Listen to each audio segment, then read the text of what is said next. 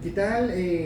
Sean todos y todas muy bienvenidos a estos encuentros que armamos cada día jueves acá en el corazón mismo del barrio cívico de Santiago, en este espacio ciudadano del Ministerio de Educación, creado para encontrarse con el público lector, el público que le gustan los libros, el público que le gustan las ideas. Emplazado aquí en plena Alameda, la Biblioteca Minadux se ofrece como un lugar para una suerte de isla, ¿no? Para reencontrarse con el silencio de la lectura, alguna información que un usuario quiera conocer y también encontrarse con esto tan interesante, ¿no? En estos tiempos, que son las ideas, que son las imágenes de la escritura. Hoy estamos continuando con nuestro ciclo y conversando con personajes y personas destacadas que están siempre vinculadas a la creación de algún otro modo. Siempre creemos que todo escribe, todos educamos, todo es escritura. Y el trabajo con las imágenes de los escenarios, con el trabajo del cuerpo, es sin duda una escritura que va también quedando en la historia de nuestro país. Y estamos con un actor destacadísimo que ya tiene bastante tiempo de trayectoria en nuestro país, es un orgullo, yo creo, tenerlo acá. Y bueno, Alex, muy bienvenido. Gracias. A este encuentro acá en el Ministerio de Educación. Alex, te quería, ¿cómo fue tu infancia en términos lectores? ¿Qué te animaba? ¿Cómo fue ese proceso que tú después, estando más grande, dices quiero hacer teatro? Cuéntanos un poco. O sea, por un lado el teatro, por otro lado la lectura. La lectura. La lectura la inicié bien chico en realidad gracias a mis papás, que eran lectores y tenía una biblioteca que era una especie de caja mágica para mí. Yo quería acceder ahí porque ellos leían harto. No eran ni grandes intelectuales ni nada de eso, gente común y corriente, pero que para que la lectura era muy importante. Y si tú me preguntas por qué libros, mira, yo pasé lo primero que se me viene a la cabeza, pero fue posterior también, fue Emilio Salgari con Sandokan, que llegó mi papá con un par de cajas, con la colección completa de Salgari. Y antes de eso, y claro, yo leía en las noches, me quedaba leyendo, después tenía que ir al colegio, me apagaban la luz, me quedaba leyendo con la luz del pasillo, porque era, bueno, uno se apasionaba, como hoy día la gente se apasiona con las pantallas y se queda hasta la hora el Yafle, y al otro día le cuenta a Martín también, me pasaba eso. ¿Y qué te gustaba de las lecturas de Emilio Salgari? ¿Qué me gusta? Las aventuras, precisamente, o sea, ese mundo desconocido para uno, lleno de fantasía y lleno de personajes heroicos, de dioses extraños. Era toda una fantasía maravillosa para mí, y después me enteré que el autor jamás había estado en esos lugares y que había desplegado una tremenda imaginación sin haber estado ni en ese tiempo ni geográficamente en el lugar. ¿A qué edad más o menos tú ya tenías una cierta cantidad de libros? ¿Recuerdas, por ejemplo, teniendo 15 años, 12 años? Sí, entre los 12 y los 15 leía harto. O sea, yo, digamos, entre los 10 a los 15, por decir, sí, leía a Hesse, leía a Kessler, que me acuerdo, pero leí un montón a London, claro. Eran como las lecturas, yo creo que eran las lecturas fuertemente de mis papás que me pasaban a mí, y claro, ahí ya tenía un cierto capital de lectura ya hecho, lo que es re bueno, porque eso después uno puede dejar, se dedica a otras cosas, abandona el hábito de la lectura, que es tan importante, porque yo creo harto en lo del hábito, o sea, tú te acostumbras a tener el libro ahí en el velador al lado, y puede que no lo dejes de lado algunos días, pero ahí está, y tú sigues leyendo. Yo creo que la lectura es un hábito, y es un hábito bastante abandonado, pero ¿Y tu manada de amigos, tu grupo de amigos, también eran lectores? ¿Podías socializar tus lecturas o No fue, tanto, no, fue no más bien un tanto. acto No, era un de acto silencio, más, solitario? sí, era un acto más bien solitario. Después me encontré con amigos con los que ya compartíamos las lecturas, pero en ese tiempo yo lo recuerdo que era o solitario o lo compartía directamente con mis papás. Pero fue después de los 15 que ya en los últimos años de colegio y primeros años en la universidad, ahí ya uno ya entra en otro, puede entrar a compartir ideas, opiniones y libros también. ¿Cómo fue ese proceso que concienciaste un poco lo que habías leído y tomaste la decisión de hacer teatro? Aunque tuviste un paso por las ciencias exactas, Sí, ¿no? es interesante lo que me preguntas, pero fíjate que para mí, en ese tiempo yo no conecté estrictamente la lectura con el teatro, para nada. O sea, a ver, a los 10 años yo me escribía rutinas, tenía como, no me acuerdo, creo que eran 4 o 5 personajes distintos y, y me escribía situaciones y las actuaba o improvisaba en el colegio. O sea, había clases, qué sé yo, prueba de matemática, nadie sabía nada, juntábamos todos los bancos y cuando entraba el profesor yo ya estaba arriba de los bancos haciendo teatro. Y para mí el teatro en ese tiempo, lo tengo súper claro, era un acto de compartir, era algo que yo sentía que le entregaba a otros, fíjate, y básicamente que yo lo pasaba muy bien haciéndolo. Pero me acuerdo que cuando iban tíos o amigos a la casa, yo los sentaba y les hacía teatro, y era mi manera de recibirlo. ¿Hay antecedentes en tu familia de gente interesada por el teatro? ¿Tuviste por ahí un tío actor, un abuelo que estaba...? No, fíjate, no. Claro, en ese sentido fue bien, fue como raro. Fue como raro, pero mis papás me llevaban al teatro de chico. Y ¿Qué recuerdas de haber visto de niño? no, una me obra? llevaban a ver zarzuelas, suponte tú. ¿Ya? Y ya y como a los 12 años, eh, fuimos a ver una obra donde está Tennyson Ferrara, Bernardo Higgins, que me quedó, y cuando veo surgir desde una escalera hacia arriba a Tennyson Ferrara, que era Bernardo Higgins, yo encontré que eso ya era lo máximo, y yo creo que en ese minuto ya tenía mi decisión tomada de dedicarme al teatro. O sea, antes lo hacía, pero no sabía lo que iba a hacer después. Pero yo creo que cuando vi eso dije, bueno, este es el mundo que yo quiero vivir, el mundo que quiero compartir, el mundo que quiero desarrollar. Y esa decisión fue apoyada en tu familia. Para nada.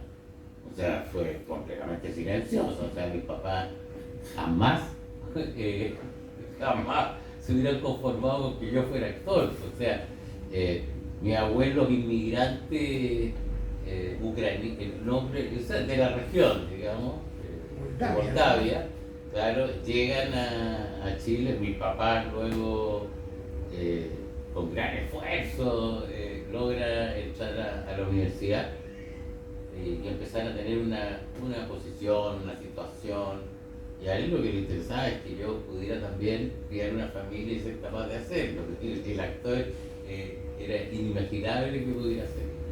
Entonces estaba completamente fuera de todo canon el dedicarse a... Ese era, yo creo, a mediados de los 70, ¿no? Aproximadamente. ¿Sí? Decides estudiar teatro y te matriculas en la escuela. ¿Cómo fue ese proceso? No fue así.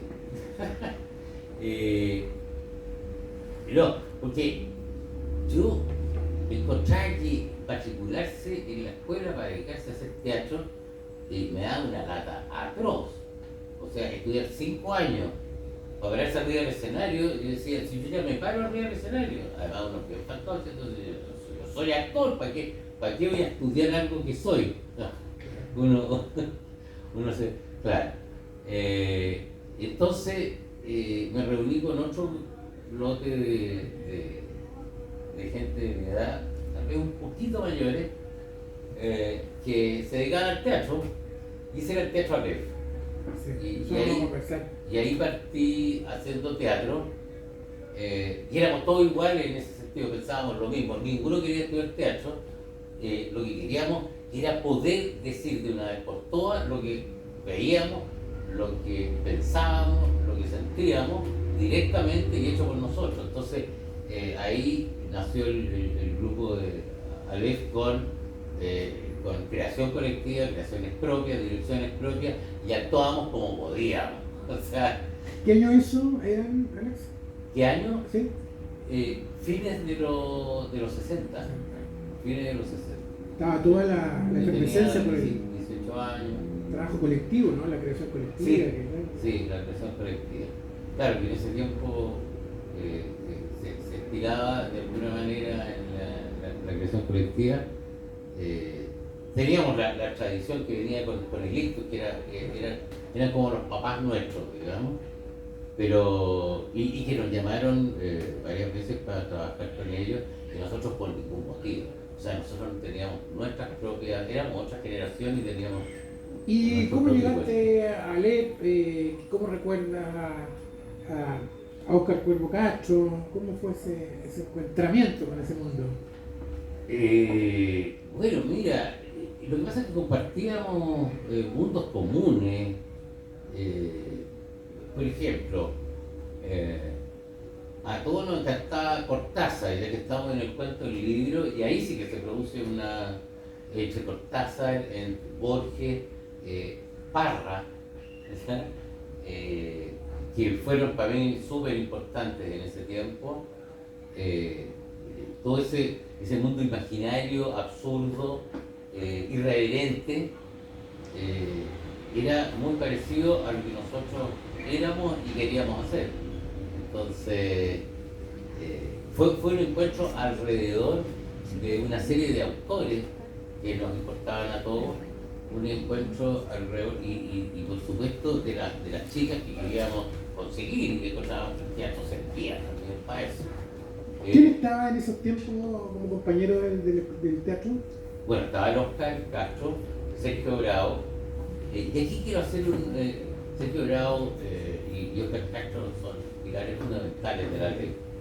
Y tengo que decirlo porque ha pasado tan recientemente, ambos, desgraciadamente, en el último tiempo fallecieron. El Óscar que era un histrión fantástico, y Sergio Bravo, que era un creador, gran estructurador de las obras, y gran escritor. O sea, es un escritor todavía que no ha sido reconocido como debe ser. Y precisamente murió hace poco, y ahora estoy empezando a montar una obra que planeamos juntos, que empezamos a escribir, que es una adaptación de un cuento de Raymond Carver. Son 2 cuentos, los adaptamos a teatro y no lo montamos nunca. Esto lo hicimos hace mucho tiempo, no lo montamos nunca, y ahora la próxima obra a estrenar va a ser La intimidad del elefante, que está escrita por Sergio Bravo, en base, por un lado, obviamente, a los cuentos de Raymond Carver, y la íbamos escribiendo mientras yo improvisaba sobre los textos, él escribía y después hacía una buena dramaturgia. ¿Y cómo recuerdas esos encuentros, esas conversaciones, esos cafés, esos cigarrillos que mantenían el diálogo con Castro, con Bravo? ¿Cómo era ese ambiente del debate de ideas? Es que, mira... Me imagino luminoso, ¿no? Era luminoso, pero fundamentalmente creativo, ¿eh? O sea, más que un recuento de autores o de tendencias teatrales, era un juego constante. O sea, yo te diría que el juego, que además el teatro es puro juego, el juego era, yo diría, el pegamento entre nosotros. O sea, siempre había un juego, una imaginería que se transformaba finalmente en obras. O sea, una creatividad que estaba no encerrada directamente en una sala de teatro. De hecho, teníamos una salida, íbamos a ensayar, a crear ahí, y nadie creaba ni una cosa, nadie se nos ocurría nada. Después salíamos en la noche a tomar una cerveza y terminábamos en los parques jugando, improvisando, y ahí es donde surgieron entre el Parque Forestal, el Parque Bustamante, el Mapocho, surgieron obras sin darnos cuenta. En realidad no nos dábamos ni cuenta de lo que estábamos haciendo. Después decíamos, uy, ¿qué esta cuestión que hicimos ahí? Sí, es buen material, y empezábamos a trabajar. Entonces, no había ningún afán como intelectualón, nada de eso. O sea, por eso que me identifico tanto, por ejemplo, con Parra, ¿me entiendes? O sea, hay una cosa que era más bien una explosión de necesidades de cada uno de nosotros, y encontrábamos que cada uno tenía que ver con el otro y que estábamos girando alrededor de ideas comunes que no tienen que ver con el tener que decir algo, sino que con el juego. Después los críticos se dan cuenta que dicen, oye, qué interesante todas las ideas que se están planteando acá, y que lo mucho tiene que ver con la realidad que estamos viviendo, pero a nosotros eso no nos importaba mucho. Lo que nos importaba era jugar, y todo el resto, yo creo que hay una edad que viene por añadidura. O sea, entre los 15 y los 20 años tú vienes con una cargado de ideas de toda una generación, no las tuyas, las de toda una generación, y de alguna manera hizo fue un proceso ¿cómo se dice? Reactivo, digamos, entre todos, digamos, y que dio lugar a varias obras de teatro que creamos en ese tiempo. Sí, me interesaba eso, esta descripción que hace de estos tremendos personajes, porque son relativamente jóvenes para la historia del teatro chileno, y tal vez faltará un tiempo, yo creo, todavía para que se integren a los programas y el público ciudadano a pie pueda conocerlo. Este programa lo ve muchísima gente vinculada a la educación, a las clases, a los estudiantes, profesores. ¿Por qué crees tú que es importante darle un lugar a estos dos personajes, a Castro y a Bravo, y en ese mundo que fue el Teatro La Leb, que últimamente ha cobrado también un deseo por conocer su memoria, Sí. por lo que hicieron en el exilio?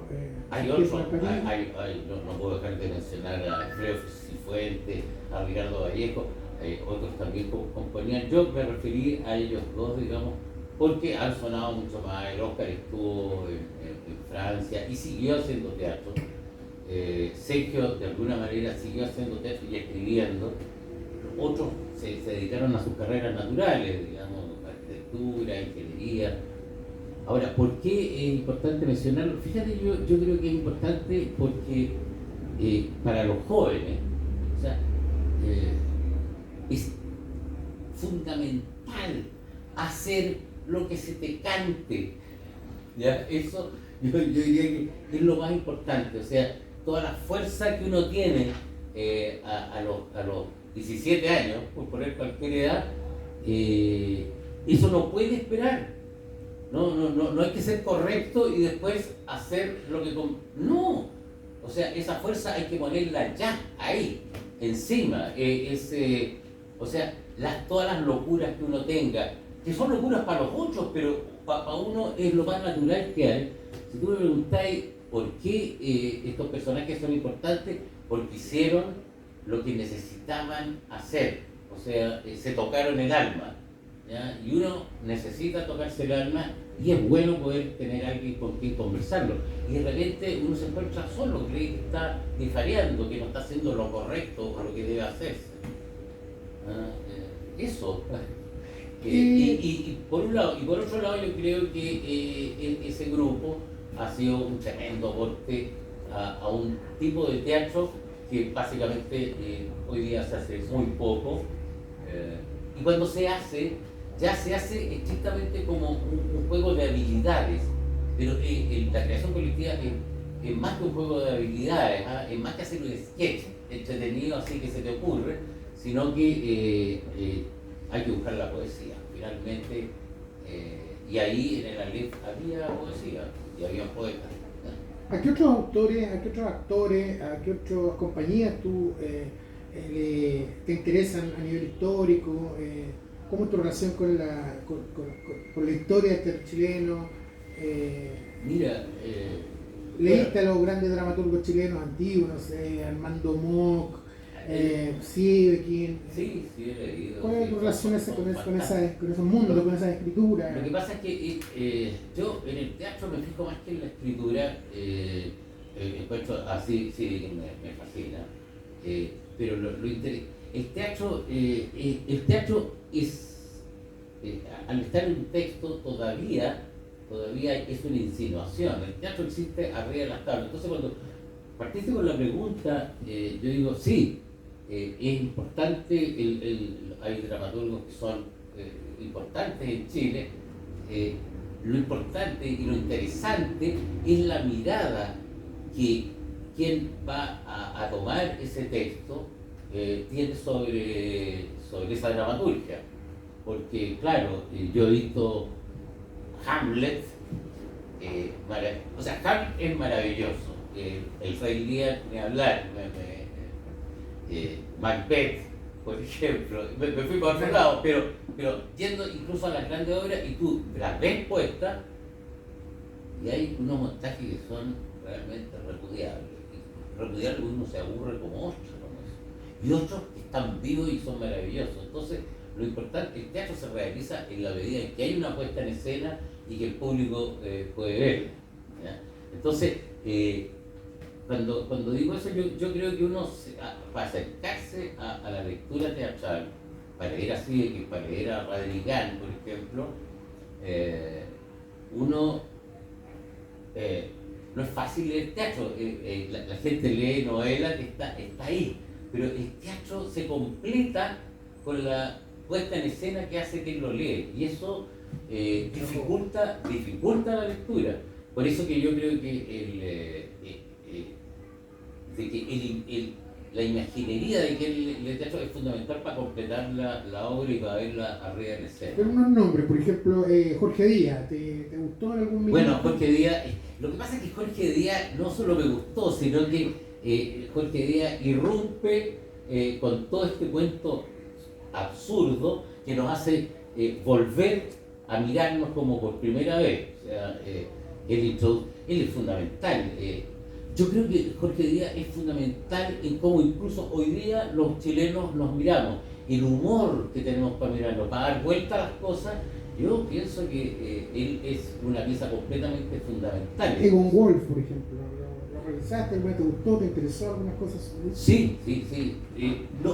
No es el tipo de teatro que a mí más me cautiva, pero el tipo es tremendo como dramaturgo. Tú eres bien cercano a Marco Antonio Laparra, ¿no? ¿Cómo lo conociste? ¿Cómo lograron trabajar juntos? ¿Cómo ha sido ese vínculo? Mira, fue... él me dio actuar a mí y yo lo di actuar a él. Y dijimos, hagamos cosas juntos, y montamos como, no sé cuántas, no creo que en menos de 10 obras. Formamos un grupo que se llamaba el Teatro de la Pasión Inextinguible, y era una risa con nosotros mismos, porque la pasión, por definición, se extingue. Desaparece, se va. Claro, y después vendrá otra, pero... y bueno, ¿Quién estaba en ese grupo, perdón? ¿Ah? ¿Ese grupo que mantenía con Laparra? Cuando partimos con la Elsa Poblete, el Marco Antonio de la Parra y yo, los tres. Montamos, bueno, en un momento montamos, tuvimos experiencias muy bonitas, montamos una obra que se llama Infieles de Marco Antonio, con además la Coca Guasini y el Bastián Bodenhofer, que fue un bombazo. Claro. Sí, y nosotros la pasamos muy bien haciéndola. Es una obra de infidelidades entre personas y infidelidades políticas. O sea, se cruzaban las dos. Y con Marco Antonio, claro, ahí hay una cercanía como de hermano, digamos, ¿No te psicoanalizó alguna vez? No, para nada. Es que no necesito ese tipo de cosas ya. No, nunca. No, ni cerca de eso. No, pero claro, la dramaturgia de Marco Antonio es re interesante y variada. O sea, durante mucho tiempo él escribía en distintas líneas y una de esas era la que a mí más me llegaba. La otra yo pasaba de largo, pero hicimos muchas cosas, aparte de las obras, hicimos pequeñas apariciones en distintos espacios, los dos arriba del escenario a veces. Y yo lo vi, a mí me llamó mucho la atención haberlo visto a él con el León Cohen haciendo, ¿cómo se llama? Esta obra famosísima. ¿Lo crudo? No Lo Crudo. Ellos montaron la de Marx y Freud. Sí, Matatango, ¿no? No. Bueno, pero era una obra. La escena, la secreta obscenidad. La secreta Obscenidad de cada obscenidad. día. Sí, la secreta obscenidad de cada día. Y cuando lo vi ahí, me encantó su irreverencia, su dramaturgia, la manera en cómo se movía arriba del escenario, que era equivalente a lo que hacíamos nosotros, no era lo mismo, pero era equivalente a lo que hacíamos en el Aleph. Entonces, tú te encontrás como con hermanos de sangre que siendo diferentes, estamos como en el mismo espacio, que son espacios disruptivos, ¿ah? Y eso es interesante. ¿Tú nos puedes hablar un poco de tu método de trabajo, de cómo tú vas buscando personajes, lo haces en base a la lectura, dibujas mentalmente ciertos perfiles, observas, cómo Lo que ves pasa cine? es que yo no estudié teatro, entonces el método así, yo he ido reconociendo una manera que tengo de hacer las cosas. Cuando empecé a trabajar con directores más formales, me decían, tenías que ser un borracho, un borracho, un vagabundo, último, tú tienes que ir a ver a estos tipos. Entonces yo decía, ¿para qué? Si yo en 20 años o en 25 años no lo he sido capaz de integrar a mí, ¿qué saco viéndolo? Entonces yo no soy muy stalinskiano, que mucha gente no tiene idea de quién es Stalinski, no tiene por qué saberlo, porque es un teórico teatral muy importante, pero la manera que tengo yo creo hoy día es sumergirme en el texto. Yo lo que hago es sumergirme en el texto, sumergirme en las palabras. Fíjate que es bien particular, pero tú te empiezas a sumergir en las palabras, en cómo ese personaje hila las palabras y tú te empiezas a dar cuenta de que es una cabeza única, distinta a cualquier otra cabeza, como tu cabeza o la mía, que son distintas y que hilamos las frases de una manera distinta e incluso la entonamos de manera diferente. Entonces, llegas desde la palabra, llegas desde la palabra a la carnalización de la persona. Yo me doy cuenta que cada vez voy más a la palabra. Está llena de secretos la palabra y la manera en cómo se va hilando ese pensamiento, y tú lo vas descubriendo, y al descubrir eso el cuerpo empieza a funcionar solo, porque uno tiene que usar el cuerpo arriba del escenario, y el cuerpo se empieza a mover y empieza entonces desde la palabra, siento yo, uno empieza a descubrir quién es, cómo se mueve, cómo habla, cómo mira, qué cosas le ocurren, cómo le ocurren esas cosas. Pero si me preguntáis desde dónde, yo diría que desde ahí, desde la palabra. La palabra me ha parecido cada vez más importante, porque cuando partí, las palabras estaban en el aire, y era uno el que la recogíamos desesperadamente para poder hacer algo. Entonces uno hacía dramaturgia en la medida que iba improvisando. pero al estar escrita la palabra inmóvil ahí, ¿qué es esto? Dice uno. Pero empiezas a sumergirte en el texto y empiezan a aparecer montones de imágenes, porque al final de cuentas, ¿qué es lo que hace uno?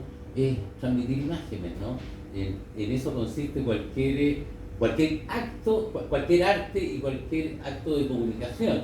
O sea, uno lo que hace es transmitir imágenes, y esas imágenes se tienen que transmitir de alguna manera, y uno usa el cuerpo, usa la entonación, usa los silencios, usa todo lo que tenga al alcance, pero de ahí parte a mi gusto, el material básico, que después se separa de ahí. Las palabras ya no son palabras de otro, están en ti, y ni siquiera en ti, en ese personaje que fue creciendo con esas palabras y que de alguna manera te inunda, y te deja traer adelante, y uno queda ahí también, como cualquier espectador casi, mirando lo que apareció.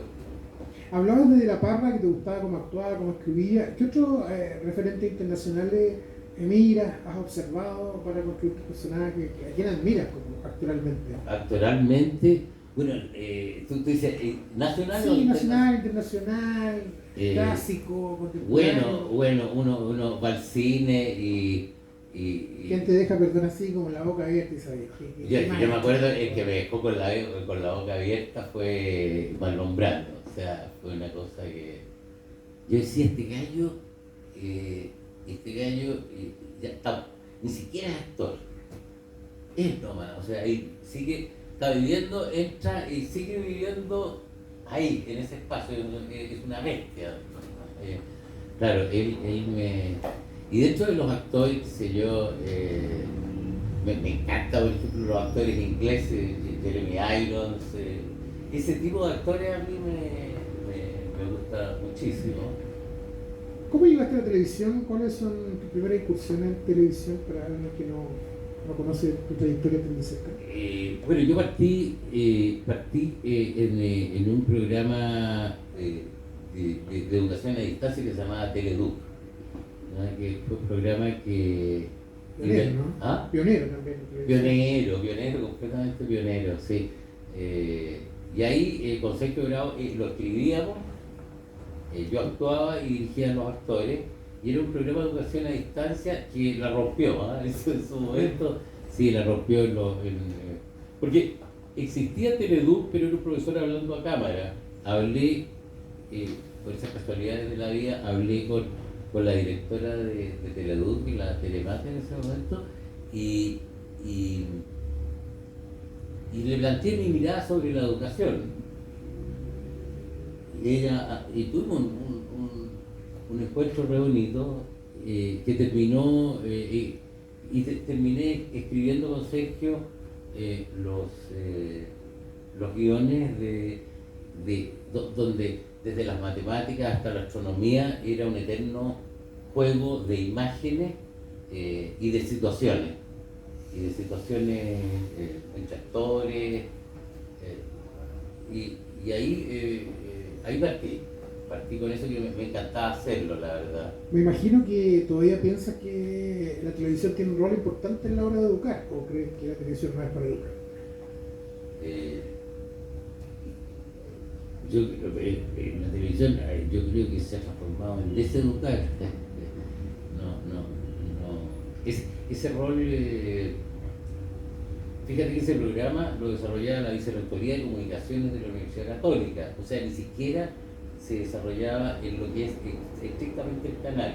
Yo creo que todo el cuento comercial, que es indispensable para poder financiar los programas, imprime necesidades que no tienen nada que ver con la educación en televisión, tiene que ver con la entretención, digamos, y en la entretención hay de todo. Hay cosas que son banales, hay cosas que son contraproducentes, y hay cosas que también te forman y te educan, pero en la televisión se va más bien por el facilismo de lo que está de moda, de lo que se hace afuera, de lo que resulta y de lo que es económicamente viable.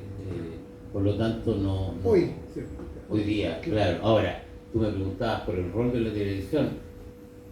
Ojalá... Si se te permitiera opinar y estamos aquí en la casa donde se trazan las grandes ideas de la educación en el país, ¿tú crees que habría que algo decir sobre el rol de la educación en el proceso, el rol de la televisión en el proceso de educación? Absolutamente. O sea, la educación por televisión sería maravilloso porque tiene una llegada desde todo punto de vista muy superior a otros espacios, ¿no? Este mismo espacio donde tú te ponías a hablar de libros y estas cosas, tiene un rol donde se conversa y se habla, eso ya se perdió. La televisión hizo que eso se perdiera, la velocidad de la imagen hace que todo esto se pierda y por lo tanto nosotros no estamos perdidos en el espacio. Nosotros no tenemos mayores posibilidades. Tú dices, no, este programa se ve. Yo creo que no se ve mucho, ni se sabe mucho, ni se va a saber mucho nunca de programas como este, porque la gente camina por otros lados. Y la gente camina por otros lados porque es todo un sistema. La gente vive agotada, agobiada. Pero eso no se va a poner además a escuchar a dos tipos que están hablando de las cuestiones raras de Stanislavski, nada que ver, ¿me entendí? O sea, en ese sentido, repensar la educación y los espacios educativos, yo creo que es un asunto súper importante. En la televisión, en las redes o en la calle, donde sea, pero eso tiene que ver con una manera de concebir nuestra sociedad de otra manera, que ha sido espantoso. Hace poco el presidente dijo que la educación era un negocio. O sea, ¿en qué estamos? O sea, no. Alex, tú das una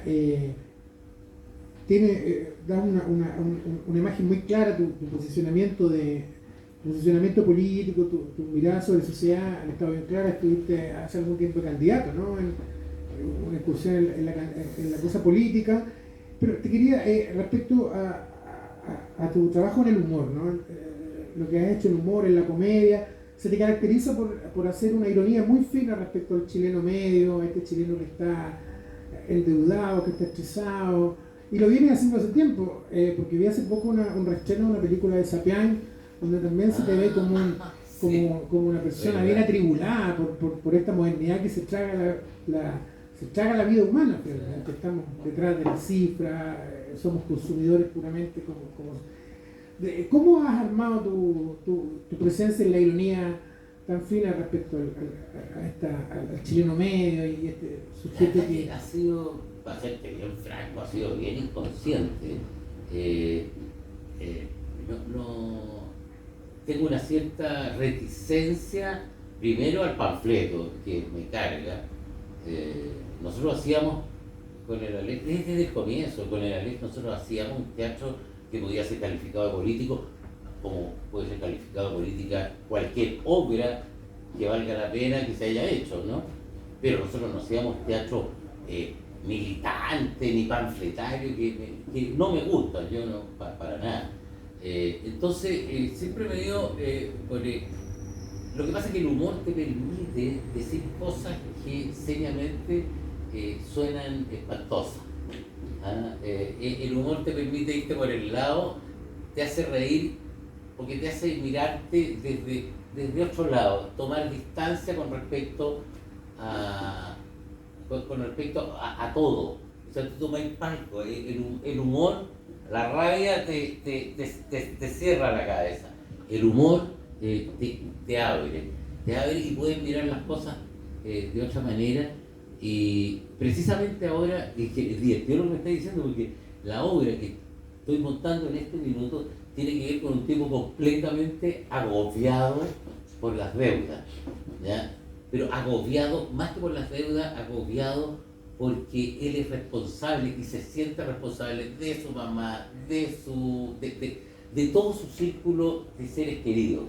Entonces, ¿está él con la posibilidad de dedicarse a otras cosas o está o está esa autoexigencia de... Y ahí no hay ni una sola mención a lo social, sino que es una pequeña historia personal de un tipo, una pequeña historia, pero esa pequeña historia el espectador inmediatamente la conecta con su propia vida. Entonces no es necesario andar con el puño en alto arriba de las tablas. Para el puño en alto hay otro espacio.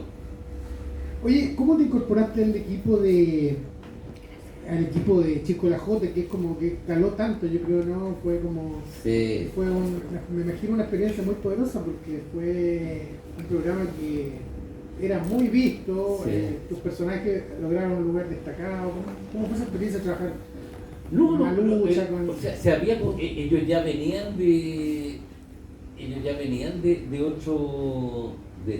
otra experiencia anterior, los cuatro, el Huidobro, el Roble, la Coca y la Palucha, y empezaron a montar este cuento. Me llamaron para que trabajara con ellos, o sea, así de simple. Yo estaba fascinado porque en realidad hacer humor me encanta, hacer humor con ideas del grupo es lo que siempre me ha encantado, y se trabajaba así. Era una forma de trabajar que hoy día tampoco es viable. O sea, en ese tiempo el equipo decía, ¿qué hacemos?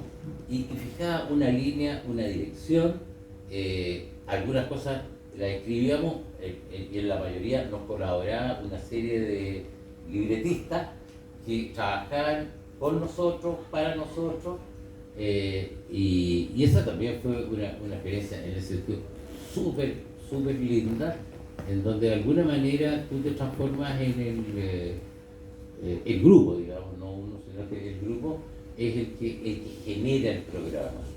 Después eso pasó, también se hizo poco rentable, porque era mucho más fácil traer series de afuera o adaptar series de afuera, que también lo hizo con la Nani y la Alejandra Herrera. Eso fue posterior, pero era otra etapa, una etapa en la que son textos probados internacionalmente, y en donde todo se tiene que hacer con bastante rigidez respecto de lo que la Sony Entertainment, que es la que vende el paquete, te exige hacer. Nos dieron algunas libertades, eso fue re bueno, pero es otro humor, es otra manera de hacer el humor. Alex, estamos entrando al tramo final de esta conversación que ha sido muy fructífera, muy interesante. Dos preguntas largas y un poco extravagantes, pero te pediría ahí si puedes darnos bien. ¿Te gusta lo que se ríen los chilenos hoy día del imaginario humorístico que tiene el chileno, que está proyectado en los stand-up comedy, por ejemplo, en esa nueva subjetividad un tanto neoliberal que tenemos instalada? Sé que es largo, pero te pediría ahí una síntesis. ¿Qué te parece, perdón, esto de que ahora uno hay temas vedados, no se puede hoy día hacer risa con la minoría sexual, con la mujer, esa limitación que tiene?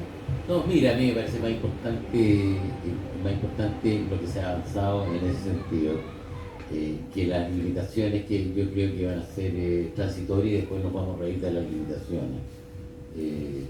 Claro, hoy día mira, hay cosas re interesantes en lo que se está haciendo con los unipersonales, stand-up comedy. Ahora creo que hay, como en todo, hay algunos que son fantásticos, que son realmente creadores, que hablan de ellos mismos y uno no sabe si son ellos mismos o no importa. Pero siento que también hay un facilismo, o sea que es relativamente fácil y repetitivo volver en este ombliguismo desplegado públicamente. No es a mí lo que más me fascina, porque uno podría decir que es una variante del monólogo, pero el monólogo tiene una fantasía encima que crea mundo. Yo creo que en general hay mucho de esto en que yo siento que más bien describe el mundo con un cierto humor más o menos fácil, que a mí por lo menos no me llama mucho la atención. Y la pregunta final para despedir esta conversación, ¿Qué te pareció cuando ganó el rechazo? ¿Te pareció como algo dramático, algo que abrió una imagen más dificultosa para los desafíos como país? Se me terminó el humor. Ahí sí que se me terminó. No, fue... ¿Qué crees, qué escenario crees se abre con esto, con las complejidades que tenemos como país que están apareciendo a partir de ese suceso? Yo creo que estamos en una etapa de resaca de todo. O sea, las cosas van y vienen. En algún momento la ciudadanía se expresó en las calles, y eso es innegable. Y llegó el momento en que eso ya se terminó y las cosas vuelven al cauce natural. Siento yo, cuando digo natural, no es de la naturaleza, es que a lo natural que nos hemos acostumbrado, que es el Congreso, que son todas las instituciones que están montadas, que vuelven a recoger, digamos, el clamor popular y le dan le dan un contexto, sus limitaciones, le dan orden, paz y estabilidad, que va a durar poco, yo creo. ¿Cuándo retornas a las tablas? Espero que en abril. ¿Nos mantendrás avisados? Sí, lo mantendré avisado de todas maneras. Digo espero porque todavía no está claro la sala y la sala es fundamental y se fija con eso la fecha, pero o en abril o por ahí. Alexis es destacadísimo actor chileno, un lector poderoso de escritura múltiple. Te agradezco estar acá y No, muchas gracias a ti. que te vaya muy bien en todo tu proceso y gracias por visitarnos y conversar. Gracias a ustedes por invitarme, ha sido muy entretenido hablar de esto. Gracias y nos encontramos en otra edición de este Extremo Centro acá en la Biblioteca Minedu.